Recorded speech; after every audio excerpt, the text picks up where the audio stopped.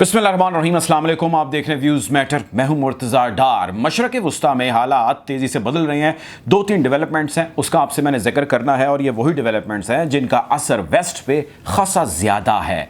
अब चूँकि मामलात खासे गर्म हैं और वेस्ट हर रोज़ कोशिश करता है कि वो किसी तरह कुछ ऐसा करे जिससे मशरक़ वुस्ता पर उसका कंट्रोल या उसकी जो ताकत है वो मज़ीद स्ट्रॉन्ग होती जाए, और उस पर जो मशरक़ वुस्ता है यानी मिडल ईस्टर्न कंट्रीज़ हैं जो तो उनके साथ हाथ में हाथ मिलाते हैं वो खुश होते हैं, और जिनसे उनका आंकड़ा है वो उसके खिलाफ मजीद स्ट्रैटेजीज बनाते चले जाते हैं। आज मेरे पास तीन खबरें जिसका मैंने आपसे जिक्र करना है। पहली बात आज हम ये करेंगे कि खित्ते में इस वक्त ईरान का असर और रसूख खुसूसन मशरक़ वुस्ता और उसके इर्द गिर्द जितने उसके नेबरिंग कंट्रीज़ हैं वो बढ़ रहा है, और आज उसने एक ऐसी डील की है जिसको उन्होंने पब्लिक किया है, जिसको उन्होंने लोगों के सामने रखा है, जिसमें ईरान से बाहर एक और मुल्क के अंदर यानी ताजिकिस्तान के अंदर उन्होंने ड्रोन की एक फैक्ट्री लगा दिया। बहुत बड़ी मैसिव फैक्ट्री लगाई है।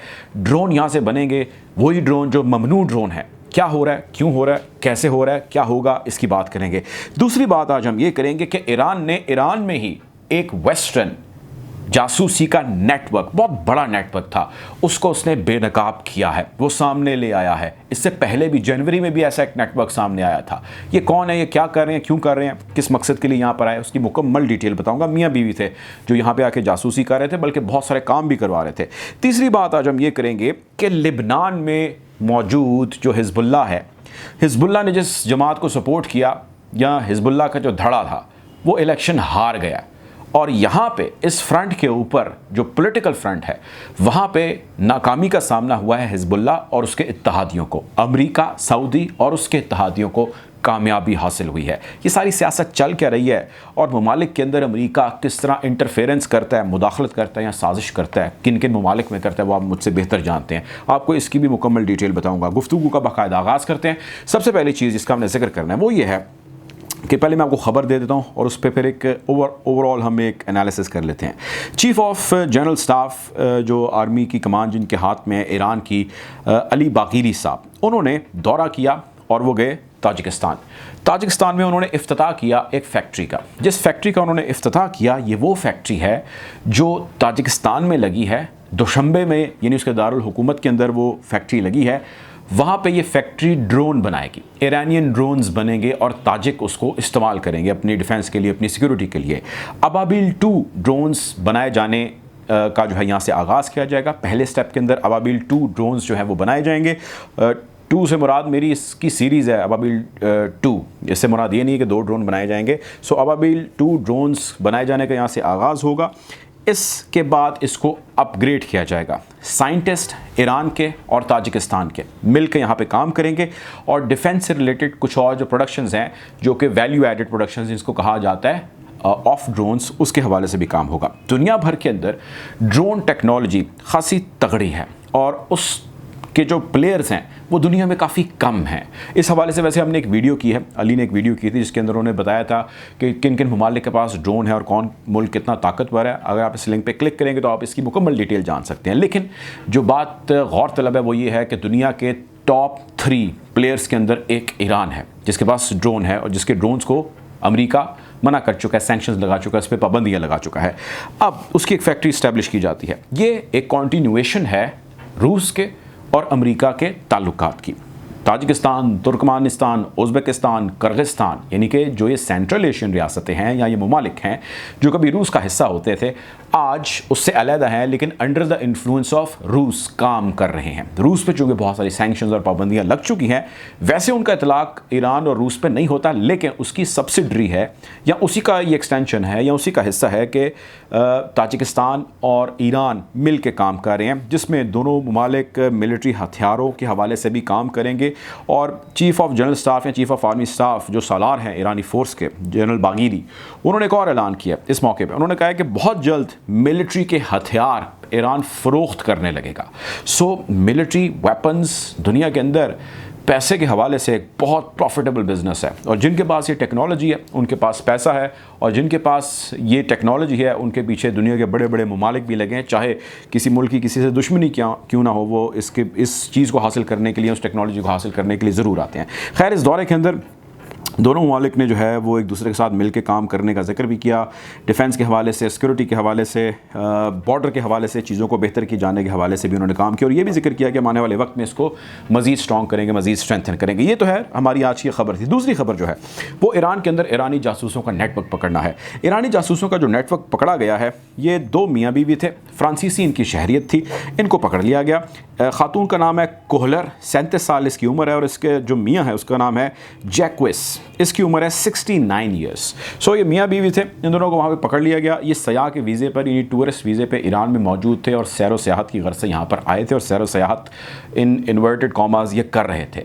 अब इनकी सैर व सियाहत पे इनके पीछे जो है ज़ाहिर है वहाँ पर इंटेलिजेंस एजेंसी के लोग ऑलरेडी लगे हुए थे और उन्होंने एक डिटेल स्टडी के बाद, एक डिटेल इन्वेस्टिगेशन के बाद इन लोगों को मौके वारदात से उठा लिया और इनको पकड़ा और इनसे थोड़ा सा इंटेरोगेट किया तो उन्होंने सब कुछ उगल दिया।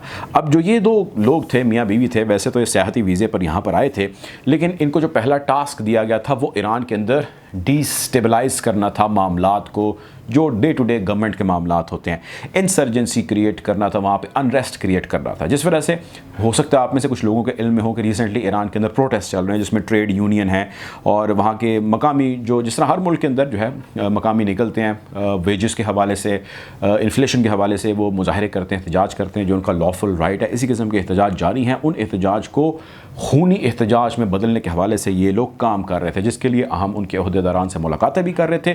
टूरिस्ट वीज़े पे आए हैं, एहतजाज में शामिल हैं, अहम अहदेदारों से मुलाकातें कर रहे हैं, उनको पैसे दे रहे हैं और जब ये उनको पैसा दे रहे थे या ऐसी किसी एक्टिविटी में शामिल थे, उसकी डिटेल तो नहीं शेयर की गई, लेकिन ये बताया गया कि जब वो ऐसी किसी एक्टिविटी को कर रहे थे, इमिड दैट, उसके इन बिटवीन इनको पकड़ लिया गया। जब इनको रंगे हाथों पकड़ लिया गया तो ज़ाहिर है उनके पास कुछ बचा नहीं है, अपने आप को डिफेंड करने के लिए थोड़ा सा इंटेरोगेट किया गया तो उन्होंने सब कुछ बक दिया और उन्होंने बताया कि किस तरह वो ईरान और ईरान से जुड़े जो है बाकी मिडिल ईस्टर्न कंट्रीज़ उसके अंदर अनरेस्ट क्रिएट करने के हवाले से काम कर रहे थे। अब इसके ऊपर फ्रांसीसी / वेस्टर्न हल्के काफ़ी परेशान है। वो इसलिए परेशान है कि बहुत सारा जो नेटवर्क है मिडल ईस्ट के अंदर जो ये काम करता है, जिस काम के अंदर डिस्टेबिलिटी क्रिएट करना है या अमरीकी या वेस्टर्न जो एजेंडाज़ हैं उनको स्ट्रॉन्ग करना है, उनके नेटवर्क बहुत ज़्यादा बेनकाब होते चले जा रहे हैं। आपको याद होगा कुछ अर्सा कबल हमने एक स्टोरी की थी जिसके अंदर मैंने आपसे बताया था कि जनवरी में भी बेंजामिन नामी एक शख्स था, फ्रांसीसी निजात था, उसको पकड़ा गया था, 8 साल की उसको सज़ा सुनाई गई थी। वो भी इस वक्त कैद है, कैद के अंदर और कैद काट रहा है। इनके खिलाफ भी जो है वो जल्द सज़ा सुनाई जाएगी भी। फ़िलहाल इनका ट्रायल चल रहा है। वेस्ट भरपूर कोशिश कर रहा है, हर वसाइल को बरूए कार ला रहा है कि इन 2 लोगों को किसी तरह जो है वो छुड़ा लिया जाए। अभी तक की आने वाली इन्फॉर्मेशन ये कहती है कि इनके पास बहुत सेंसिटिव इन्फॉर्मेशन थी और जिस किस्म का ये अपने साथ एक ऑरा कैरी करते थे उससे ख्याल ये किया जा रहा था कि बिल्कुल जो है ये अनटचेबल हैं या इनके ऊपर किसी को शक नहीं जाएगा। सो चुनाचे ये नेटवर्क जो है यहाँ पर एक्सपोज कर दिया गया। खैर आखिरी हमारी खबर उसका ताल्लुक है लिबनान से। लिबनान में आप जानते हैं कि प्राइम मिनिस्टर साद हरीरी की हुकूमत जो है वो हटी तो उसके बाद एक पॉलिटिकल जो है वो गैप आ गया। उस गैप को फिल करने के लिए इलेक्शन ज़रूरी थे। इलेक्शन हुए, इलेक्शन के अंदर तमाम धड़ों ने भरपूर जोर लगाया। इन धड़ों में जो 2 मेन या बड़े धड़े थे उनमें एक धड़ा ये था जो यहाँ पर मौजूद हिज़्बुल्लाह है उसका या उसके इत्तेहादियों का था और इसका काम ये था कि ये तमाम वसाइल बरूए कार लाए जिससे ये इलेक्शन जीत जाएँ और अपने आके मनसब पर बैठें और लिबनान की बागदौड़ संभालें। दूसरा धड़ा था जो सऊदी / अमरीकी / आप उसके इत्तेहादी में किसी का नाम ले लीजिए, वो यहाँ पे अपनी गवर्नमेंट बिठाना चाहता था। अमेरिका या वेस्टर्न ममालिक अब से कई साल पहले से तकरीबन 1950 से जिस किस्म की सियासत मुख्तलिफ ममालिक के अंदर कर रहे हैं उसमें एक चीज़ वो सीख चुके हैं और वो सीखे 1951 में जब उन्होंने मुसद्दिक की हुकूमत को ईरान में से हटाया था और उन्होंने वहाँ पर अपना बंदा इंस्टॉल किया था। तो वो ये बात समझ गए कि अब फिज़िकल लड़ाइयाँ जो है उस तरह नहीं लड़नी या हमला नहीं करना, आप वहीं से किसी एक बंदे को उठाइए या हुकूमत को उठाइए और उसको इक़्तिदार दे दीजिए या वहाँ पे जो भी पावर कॉरिडोर में बैठा उसको उठाइए और उसको इक़्तिदार दे दीजिए और उस पर जो है वो आप तकिया कीजिए और अपनी हुकूमत चलाइए। और इसी किस्म का निज़ाम उन्होंने इस मरतबा लिबनान भी किया है। सो पाकिस्तान के अंदर इंटरफेरेंस या साजिश का तो जिक्र आजकल बहुत ज़्यादा हो रहा है, चल रहा है। हम आपको इस हवाले से अपडेट भी किए हुए हैं। अमेरिका और उसके इत्तेहादी, मैं दोहरा रहा हूँ, अमेरिका और उसके इत्तेहादी मिलकर ये पूरा एक नेटवर्क है, ये ऑपरेट करते हैं ममालिक के अंदर और वहाँ पर अपने बंदे अपनी हुकूमतें इंस्टॉल कराता है और इसी किस्म की आज एक हुकूमत जो है वो इंस्टॉल हो चुकी है लिबनान के अंदर। सो अब देखेंगे कि सूरत हाल किस जानिब बढ़ती है, मामलात किस जानिब बढ़ते हैं। रेस, लड़ाई, जंग जो है वो बिल्कुल हेड ऑन हेड। हम कोशिश करेंगे बदल सूरत हाल के हवाले से आपको यूँ ही अपडेट रखें। अपना ख्याल रखें, दुआ में याद रखें। अल्लाह हाफ़िज़।